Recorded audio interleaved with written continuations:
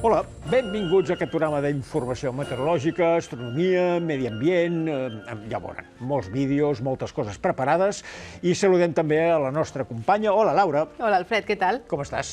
Doncs encantada amb aquesta temperatura d'estiu que fa aquests dies, I no t'avorreix, sempre sol i... M'encanta per anar a la muntanya, a la platja... No seràs meteoròloga.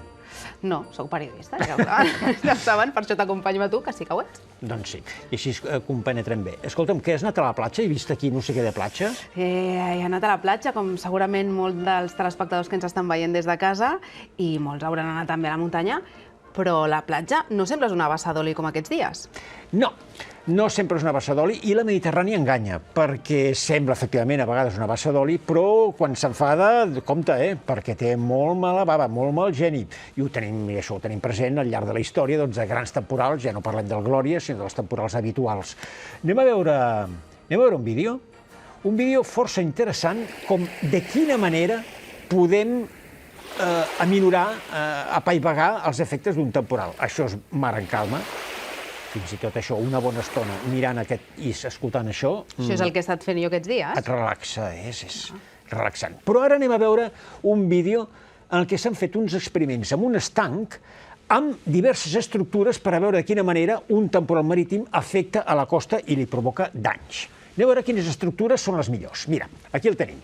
Aquí tenim l'estanc, es provoquen onades i hem posat aquesta estructura vertical. Veiem que les onades, aquí ho ralentitzem, això seria el clàssic mur que veiem als passeigs marítims. I que provoca danys, perquè l'onada pot saltar per damunt i pot provocar danys al que hi ha després, al passeig marítim. Mira, ara anem a veure què passa si l'estructura que posem té angle de 45 graus. Aquí ho tenim. Posem l'estructura, provoquem les onades i veiem que l'impacte continua sent notable, la onada, ara anem a ralentitzar-ho, la onada salta per sobre... Sembla que més fins i tot, no?, que quan hi ha l'angle de 90 graus. Exacte, perquè agafa com més empenta i, per tant, aquesta no seria una bona solució. Però què passa si li fem una curva còncava així, d'aquesta forma? Anem a posar-la. Això pensa que són demostracions que després es porten a la pràctica, per descomptat. Molt bé, no? Doncs sí, la onada, pum, rebota i la tira enrere.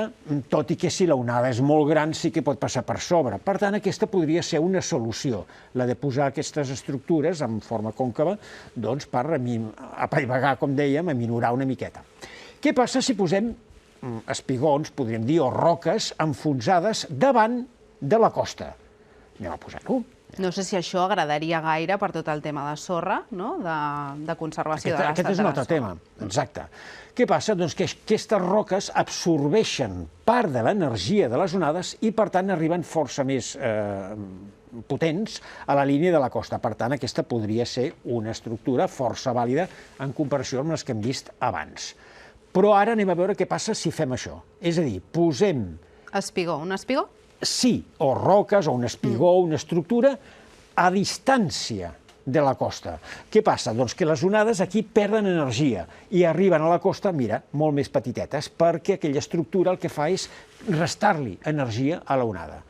Per tant, també una bona solució, però que s'hauria de posar en equilibri i valorar si val o no realment la pena. L'aportació de la sorra de les onades o no, però bé, no deixa de ser molt interessant això perquè la costa catalana pateix els efectes d'aquests temporals habitualment i amb l'escalfament del planeta. Encara serà més recurrent i més freqüent. Les onades van augmentant d'alçada i d'intensitat progressivament.